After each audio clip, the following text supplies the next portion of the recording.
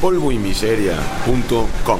Aquí estamos, gracias a Yeshua, y pues con la intención de hablar la palabra de Dios, la palabra de Yeshua, Dios hecho carne, el Mesías, al que queremos que conozcas. Y pues hoy hay un tema que el Espíritu manda, que tiene que ver con el estudio bíblico. Y el título de la conversación es este: ¿se debe de leer la Biblia o estudiar la Biblia y tomarla de forma literal, al pie de la letra? Aquí está Luis. ¿Cómo estás, Luis?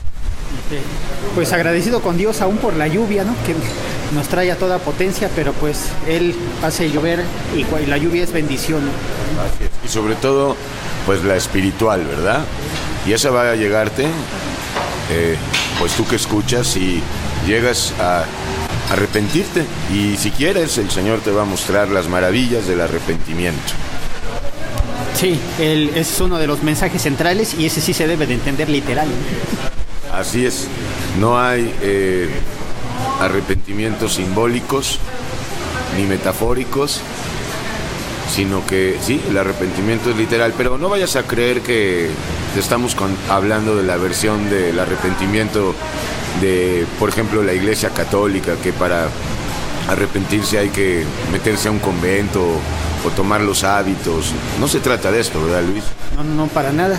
Ya hemos hablado que el arrepentimiento es el reconocer que nuestras obras nos han desviado de Dios, arrepentirnos para que por el poder del Espíritu las hagamos morir y cambiar de dirección, volvernos a Dios. Ahí está la cápsula el arrepentimiento. Así es. Y bueno, pues esperamos que también te des cuenta que nuestras obras humanas pues no solamente nos separan de Dios, sino que nos esclavizan. Y pues a lo mejor ya no quieres ser esclavo de tus obras, de tus acciones, de tus pensamientos, de tus sentimientos, emociones, y bueno, de otras cosas como la ira y los celos y la envidia. ¿Y qué más, Luis? La depresión, la tristeza, la soledad, el temor, el miedo, la venganza, el odio, la ira. Tantas cosas. También la masturbación y la fornicación, para que no creas que esto no esclaviza.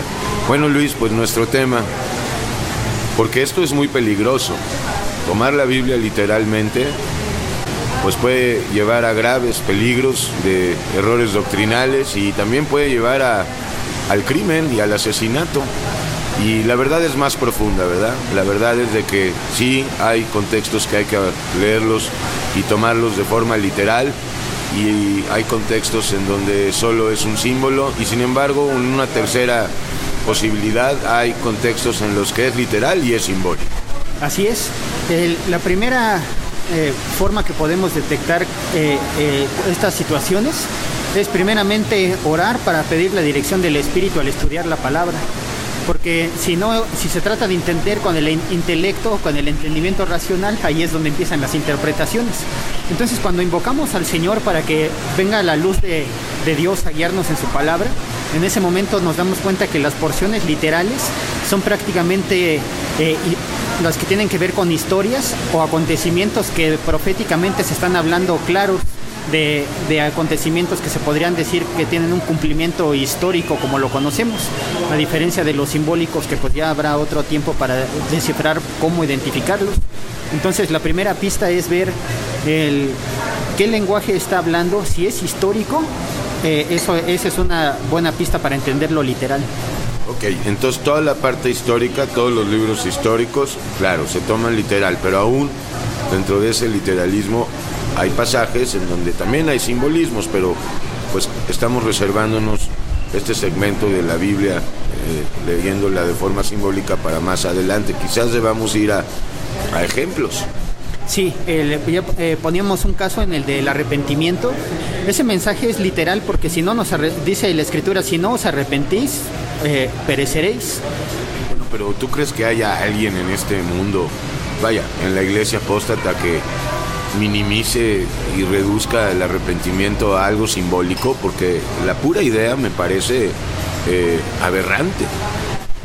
Pues a lo único que le llegan a ponerle como sinónimo, pero nada que ver con el arrepentimiento, es a aceptarlo en el corazón como el único y suficiente salvador. Ese es el mal concepto de arrepentimiento, pero fuera de eso es entendible que hay que cambiar de dirección. Ahí está en la algebruta del arrepentimiento. Ok, bueno, digamos que eso es importante porque son doctrinas y esta no es cualquier doctrina, la del arrepentimiento. Pero vamos a versículos claves que han causado pues mucho daño. Sí, está el caso de Mateo capítulo 5, en donde dice: si tu ojo te fuere ocasión de caer, córtalo y échala de ti, pues mejor te es entrar en tu vida sin una mano o sin un pie, que entrar con 2 manos o con 2 pies de cuerpo entero en el infierno, en donde el fuego no puede ser apagado. Este es un perfecto ejemplo para pues hablar de que este versículo no es literal, y sin embargo ha habido casos, y dice la historia que Orígenes, uno de los era un gnóstico por ahí del año 100, Orígenes de Agrigento, si no me equivoco, tomó el versículo literalmente y se castró, y bueno, las consecuencias fueron nefastas para él. Sí, porque una parte de la escritura no puede contraponerse con otra, y esa es ese sería un extremo que está prohibido en dado caso al llevarlo al extremo en Levítico 19. ¿Qué está sucediendo ahí? ¿Falta de revelación, de discernimiento? Sí, tratar de entender la escritura con intelecto o con estudio personal sin la luz del Espíritu Santo lleva a malentender los temas.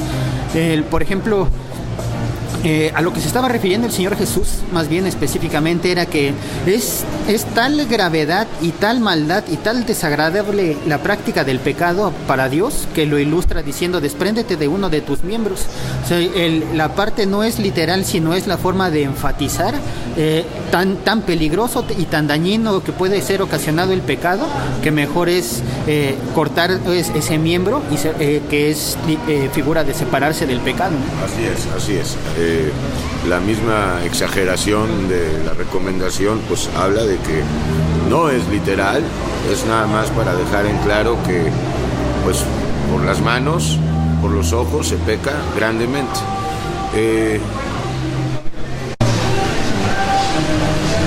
Yo creo también, Luis, y espero que estemos de acuerdo, que este tipo de errores sobrevienen también cuando el lector o el estudioso de la Biblia involucra sus sentimientos y sus pasiones y sus emociones a la hora de estudiar y de leer, y creo que esto es algo muy grave, aunque tampoco es tan fácil deslindarse o desvincularse pues de nuestro interior, pero este interior, para que no suene lenguaje psicoanalítico para nosotros, es más bien la criatura vieja. En ese sentido sí tendríamos que poner a un lado la criatura vieja, porque de ella salen estos sentimientos, estas emociones, estas pasiones, estos deseos de querer que nos llevan a interpretar la Biblia. Sí, una de las cosas que dice la Escritura es que el hombre natural no puede entender las cosas espirituales porque se han de discernir espiritualmente. 1 Corintios 2. Así es. Entonces, en ese sentido, si una persona empieza a leer la Escritura, ahí es donde viene la confusión de si es literal o si es simbólico, y peor, desemboca en una interpretación muy personal de él. Y sabemos que la Escritura dice en 2 de Pedro 1 que ninguna profecía fue traída por voluntad humana, ni es de interpretación privada, sino que los hombres consagrados al Señor hablaron siendo inspirados por el Espíritu. Y de la misma manera sucede hoy, ¿no? Así es. Entonces, una de las cosas que podemos ver en este caso acerca del cómo se ve reflejado en la mayoría de los textos o de las personas que también tienen una escuela formada en una interpretación que le dieron y se casan con esa definición. Sin embargo, cuando una persona estudia la palabra con revelación, sin prejuicio y sin influencia adicional, de literatura adicional, el Espíritu de Dios revela cosas que no se verían o que otro hermano no vio, y que incluso si se vuelve a estudiar ese mismo pasaje, el Espíritu vuelve a revelar, porque la Escritura es por revelación, que va dando muchas pistas, mucha luz, muchos significados. La misma Biblia le habla a la persona, explica el tiempo pasado. Entonces, en todas esas atmósferas espirituales es necesario pedir la guía de Dios, la unción de Dios, para no casarse con definiciones tantamente de escuela, ¿no? o de diccionario, sino lo que Dios dicta. Entonces, es buena toda herramienta, pero el Espíritu de Dios tiene la precisión exacta de los significados. Así es. Bueno, hemos expuesto ahorita un versículo en Mateo, como lo viste, en el que presentamos un versículo que en ningún contexto o bajo ninguna circunstancia debe de tomarse literalmente, mas sí simbólicamente. Ahora vamos a citar un ejemplo de un contexto, porque no es un solo versículo, en el que está compartida esta forma de entender la Biblia. Está compartida entre el simbolismo o lo metafórico y la literalidad del versículo. ¿Qué mejor que Génesis? Para Apocalipsis vamos a dejar una sección también, porque es un libro muy especial, cargado de simbolismos, pero me gustaría empezar por Génesis. Por ejemplo, en Génesis está escrito que Adán, movido por un sueño profundo proveniente de Dios, y al no haberse hallado ayuda idónea para él, pues en este trance, en este profundo sueño, Dios sacó de la costilla del hombre, del varón Adán, a una mujer llamada Eva. Ok, este versículo es literal, pero también está lleno de simbolismo. Sí, es literal porque Adán mismo lo reconoció, dijo: este es hueso de mis huesos, carne de mi carne, y será llamada varona porque del varón fue tomada. Pero la mente incrédula no le importa que eso haya declarado Adán. No, es porque, vamos a explicarle a la mente incrédula qué significan estas palabras literales y qué significan los simbolismos que también abordan. Es literal también porque tiene la misma naturaleza, los mismos genotipo y fenotipo que tiene Adán y Eva, pero esta vez cambiando de sexo. Entonces es su opuesto. Habían sido halladas parejas hembras y machos, pero para él no había una especie de hombre, pero en este caso en mujer, y ni siquiera no había habido una mujer que era el sexo opuesto al hombre. Y entonces en ese aspecto lo que es ocasiones de que Dios haga de esta misma especie, de esta misma naturaleza, de esta misma raza, la humanidad. Entonces hay dos sexos opuestos y surge. Ahora, espérame, Luis, porque tengo una pregunta. La mente atea, la mente carnal, la mente natural, no va a entender esto, sin duda porque no lo quiere entender, pero intenta entenderlo, pero lo quiere entender por medios racionales y de lógica humana, y esto es imposible. Entonces aquí es donde ya entra la fe, ¿no? Porque pues tú y yo jamás hemos visto con los ojos que de una costilla salga una mujer o pueda salir una mujer. Sin embargo, sí vemos que del vientre de una mujer puede salir un ser humano. Podría ser un hito, ¿no? Lo que pasa es de que aquí vemos tres cosas. La primera es que el libro del Génesis, como el principio de los orígenes, vemos al Señor como el perfecto doctor de doctores. Hace una cirugía ahí donde hace un ajuste, abre la costilla en un sueño profundo, bien anestesiado, y saca a la mujer. La segunda cosa, forma a la mujer.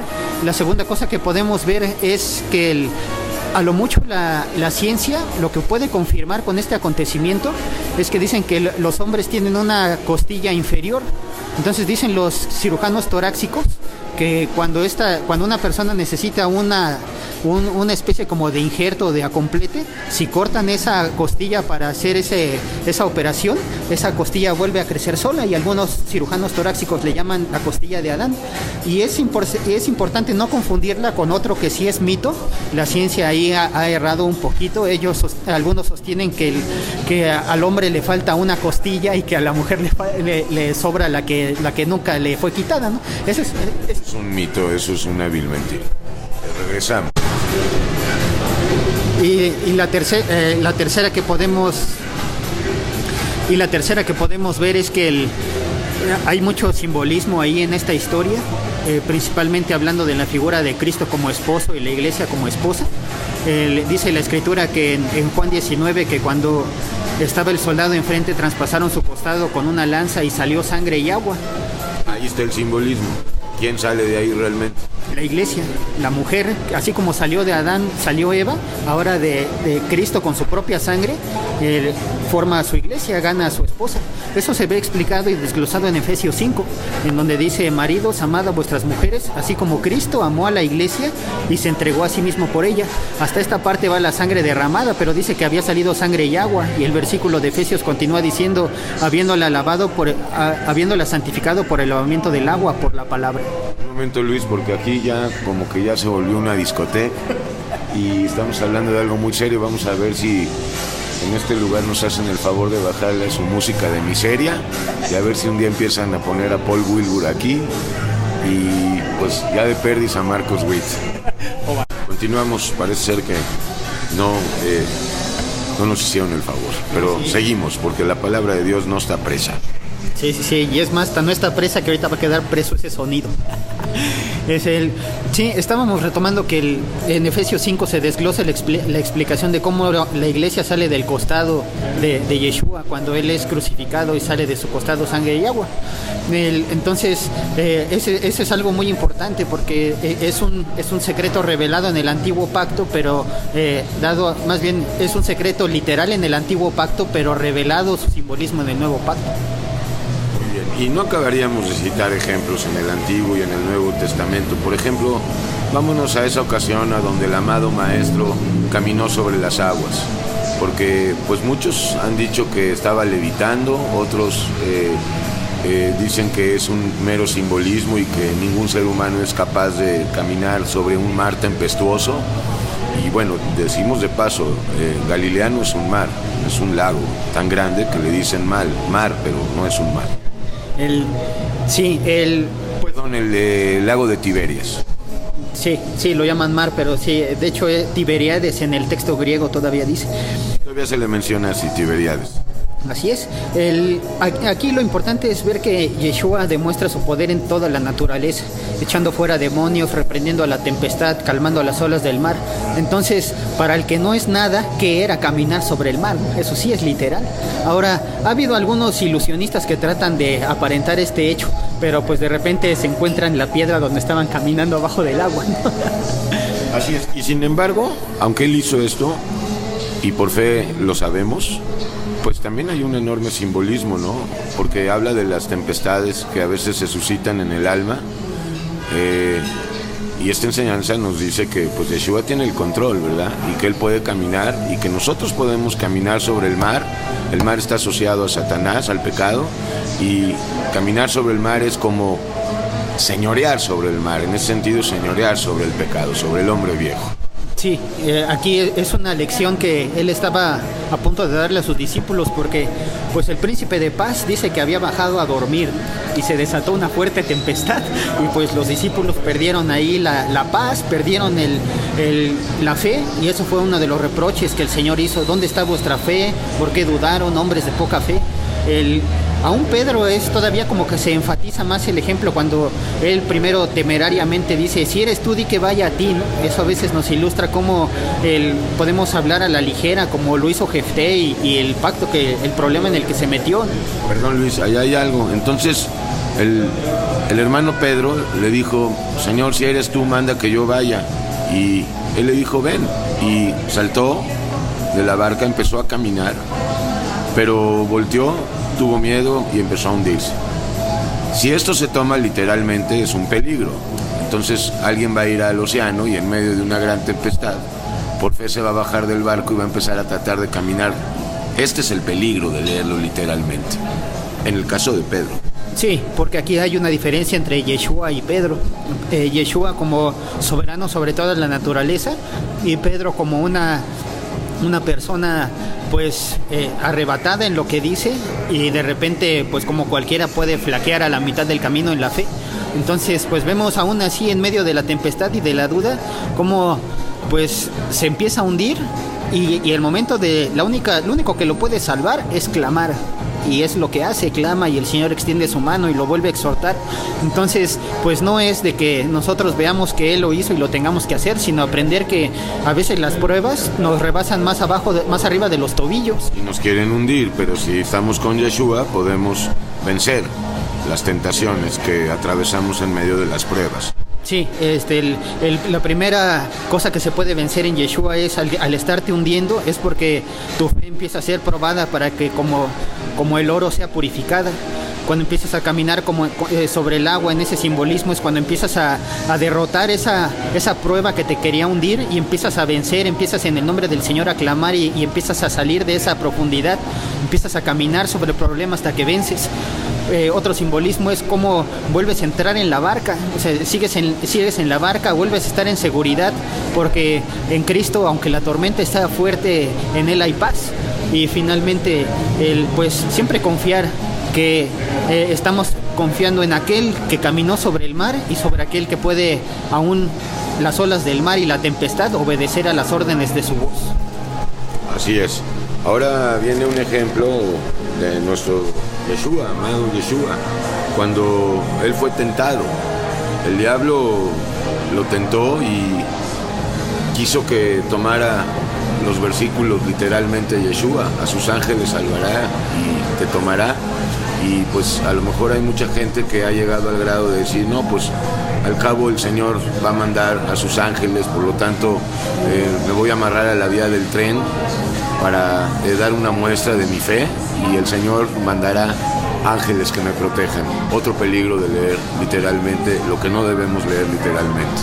Sí, incluso aquí el ejemplo, viéndolo en el mismo contexto de este pasaje, en Mateo 4, nos encontramos que aún Satanás mismo estaba citando la Biblia mal. Lo que estamos viendo es de que él dice: a sus ángeles mandará delante de ti y en tus manos te sostendrán. Entonces ahí sí da la idea así como de aviéntate de las alturas, al fin que cuando vayas cayendo te van a agarrar flotando. Sin embargo, no tentarás al Señor tu Dios. Así es. Esa es la respuesta que el Señor le da. Y sin embargo vemos que cuando abrimos el texto en el Salmo 91, versículos 11 y 12, hay una parte que dice: para que te cuiden en todos tus caminos. Entonces, pues él no tenía que ser tentado, él tenía una protección y sobre todo una misión personal comprometida con el amor de sí mismo y por obediencia a la labor de la redención. Sin embargo, fue tentado para llegar a ser fiel sumo sacerdote y tener compasión de todos aquellos que se acercan a él. Así es. Es en esta parte en donde vemos un símbolo importante en este acontecimiento, porque el autor a los Hebreos habla acerca de esta tentación. En este primer pasaje dice en Hebreos 3 que por esta tentación superada socorre a los que son tentados, porque él conoce la tentación. Y también en este mismo pasaje habla de que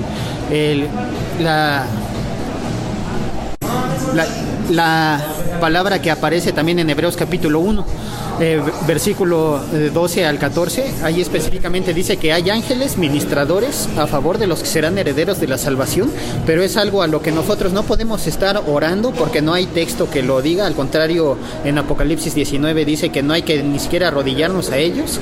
También en Colosenses 2 dice que no hay que rendirles culto. Entonces ellos tienen su trabajo ministerial, dice Hebreos 1, a favor de los salvos, pero no hay que andarles pidiendo ni siquiera, ni tampoco andar probando de como me siento rodeado de ángeles, porque también ellos permiten ciertas cosas según la voluntad de Dios. Así es, no están a nuestro servicio, están al servicio de Dios. Aunque no socorrieron a los ángeles sino a la progenie de Abraham, pues no están a nuestro servicio sino al servicio de Dios. Así es, y tampoco Lot se puso a invocar ángeles, sino que los ángeles llegaron a él para ayudarlo. Entonces los ángeles son los que están al servicio, y eso invisiblemente cuando ellos tienen su ministerio. Muy bien, entonces hemos presentado ya algunos ejemplos, pero creo que la cuestión fundamental es esta, en cuanto a cómo leer la Biblia, si literal o simbólico, pues es en ambos casos, pero cada contexto, cada doctrina es distinta. Y ahí sí, como en todos los casos, la guianza del Espíritu Santo y el discernimiento que nos da es pues la garantía de que no vamos a desviarnos a una herejía, porque finalmente por eso también se forman las herejías. Sí, en el caso del Nuevo Testamento, una de las cosas más comunes para poderlo tomar literal es prácticamente la doctrina. Vamos a poner el ejemplo del nacimiento virginal del Mesías. Lo debemos tomar literal, en efecto. Sí, totalmente, porque la profecía decía que de una doncella nacería el Mesías en Isaías 7:14. Entonces ahí se estaba cumpliendo un acontecimiento que, como lo mencionábamos al principio, hay forma de ver, con la guía del Espíritu hay forma de distinguir profecía literal y profecía simbólica, y este es un caso donde es profecía literal. Sin embargo, grande enseñanza espiritual también dentro de esto, ¿no? Porque pues esto del nacimiento del Mesías en el vientre de María, Miriam, hay una enseñanza espiritual ahí poderosísima que ahora tenemos que dar a luz nosotros a Yeshua, al niño divino. Tenemos que recibir el Espíritu Santo, eso es dar a luz a Yeshua, recibir el Espíritu Santo. Sí, Gálatas 3:27 dice que los que os habéis bautizado con Cristo, de Cristo estáis revestidos. Entonces, y la investidura del Espíritu Santo es para todo creyente, porque si no, pues sencillamente no lo es. Ahora, hay otro caso donde, en este caso mencionaba el nuevo pacto o Nuevo Testamento, porque el antiguo tiene unas dificultades para decir si los mandamientos son literales o no. Por ejemplo, en el caso cuando se dice ojo por ojo, diente por diente, muchas personas lo quieren tomar la ley de talión como como tú me la hiciste, yo tengo que vengarme y tengo permiso. Pero estos no han leído Mateo 5. No. 6. Exactamente, ahí es donde dice que ahora hay que amar al enemigo. Sin embargo, los que están en la dispensación de la ley también han encontrado que tampoco a veces es tan literal, aunque según el juzgado lo determinara. Han encontrado que un significado de ojo por ojo, diente por diente es que a lo mejor alguien me robó, pero a lo mejor no necesariamente tengo yo que ir a vengar ese robo, sino que alguien se encargará de robarlo. Entonces no es tan literal de que alguien apele ahí hay un texto para irme a vengar, sino que simplemente Dios sabe sus leyes y cuándo las aplica. Así es, y eso también, pues, si estás incurriendo en estos errores de todavía basarte en la ley antigua, pues no has comprendido que la ley fue cumplida ya por Yeshua, que el fin de la ley es Cristo y que ahora estamos en la gracia, no en la ley. Sí, hay un concepto también mal entendido ahí, lo quieren tomar literal de que la ley era en el Antiguo Testamento y la gracia en el Nuevo, y han argumentado que lo que rompe este significado es que Noé halló gracia en el Antiguo y que Pablo decía en el Nuevo que la ley es buena si se usa legítimamente. Ese versículo lo vamos a tocar especial, porque Pablo no quiso decir que con eso que sigamos bajo la ley. Exactamente, ahí lo que hay que aclarar es de que estamos hablando de que una cosa es cuando las personas de la dispensación de la ley hallaban un favor especial de parte de Dios, una gracia especial de parte de Dios para alguna misión o para algún propósito divino, y sin embargo, aunque fuera el tiempo de la ley, y sin embargo en el nuevo pacto estamos bajo un periodo de gracia en el sentido de que no hay una exigencia como tal, sino una oportunidad de arrepentimiento en toda nación, y a partir de ese momento, ahora sí, la ley nada más viene a ser como un ayo, lo fue, nada más un instructivo, y si hay cosas que se puedan obedecer o guardar, ya no son bajo condenación, porque Cristo quitó la condenación de la ley, la abolió en la cruz. Y en ese sentido ya no hay de que si uno no lo cumple debe morir, sino que aún el mandamiento está disponible. Incluso los que quieren vivir bajo la ley hasta han optado por darle peso a otros mandamientos y no los llevan a cabo. Entonces es algo que ciertamente en este periodo de gracia, después de la resurrección del Mesías, tenía que ser quitada esa carga. Muy bien, Luis. Luis, para concluir. Pues lo que podemos entender es que hay muchos textos que son literales y después hablaremos de los simbólicos. Pero para que identifiques los textos literales debes de observar diálogos, debes de observar anécdotas históricos, debes de observar con la luz del Espíritu si la profecía tiene algún significado que te está hablando de algo que se puede cumplir históricamente o climatológicamente, o te está envolviendo en algún simbolismo. Entonces no es bueno tomarlo todo literal, porque ya citamos ejemplos en donde eran más que nada el lenguaje que se utilizaba para enfatizar una verdad, pero no era literal. Entonces no todo es literal, pero ahí tienes la herramienta, lo literal, la doctrina, todo lo que te lleve a la salvación, al arrepentimiento, a la adoración, el amor a los hermanos. Así es, el amor, a la fe, todos los principios que se desarrollen así, esos sí son literales. Bueno, pues ya oíste, para que dejes de creerte el maestro, el sabio, y más bien reconozcas que somos ignorantes y hay un maestro para todos nosotros que nos quiere enseñar. En él no hay margen de error, así es de que nunca vas a caer en una locura como la que cayó Orígenes de Agrigento y seguramente otros que tomaron el versículo literal y otros pues desgraciadamente encaminados al mal. Y tenemos también la conversación sobre la tentación de justificar el pecado por medio de la misma Biblia. Sí, ahí visiten en la página La Gebruta para que vean que no hay, tampoco los que toman los textos literales para justificar sus pecados, pues ahí escucharán cómo están descalificados, ¿no? Y ahí escucharán más ejemplos. Así es, y también deja de creer en tus pastores, o sea, en los pastores y pastores en su propia opinión, porque aquí lo que escuchas lo hablan dos miserables, pero que creen por gracia en la revelación del Mesías Yeshua, y eso mismo queremos para ti, que pases de ser un religioso o un ateo, o no sé, donde quiera que estés, a ser un espiritual. El que es espiritual por el Espíritu Santo tiene poder, y mucho poder, pero el poder no es nuestro, ni es para usarlo según nuestros caprichos o conveniencia. Sí, ese mismo espíritu es el que es necesario invocar para que revele en el momento de estudiar de qué se trata la escritura, porque si no es como mencionábamos al principio, muchos cuando preparan algún sermón pues van a las bibliografías, van a sus apuntes, van a lo que recordaron, y son buenas las herramientas, pero sí es bueno mejor empezar desde nuevo con una fresca lectura que revelará cosas nuevas y ya después podrían llegar los tintes adicionales. Así es. Para que no vayas a creer que Yeshua cuando dijo en Lucas 24 que permanezcas en Jerusalén hasta que recibas el poder de lo alto, esto no vayas a creer que tienes que irte a Jerusalén para recibir el poder de lo alto, no.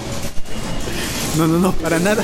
Ahí hay ciertas cosas que también hay que checar que son culturales en la Biblia e incluso en este aspecto muchos de los que batallan con tratar de dejar de cumplir la ley como exigencia por adaptarse a la gracia, este es un asunto cultural, porque a los judíos conversos todavía tratan de medio luchar con este equilibrio, pero a los gentiles pues no tienen problema por ello. Entonces en este aspecto también es una buena oportunidad de pedir la luz del Espíritu para ver de qué está tratando el mensaje y haya una claridad en el entendimiento. Ok, bueno, va para los literalistas. Continuamos con los simbologistas. Dios te bendiga, Luisito. Igualmente, Elías, Dios le bendiga. Polvo y miseria.com. .com. Chao.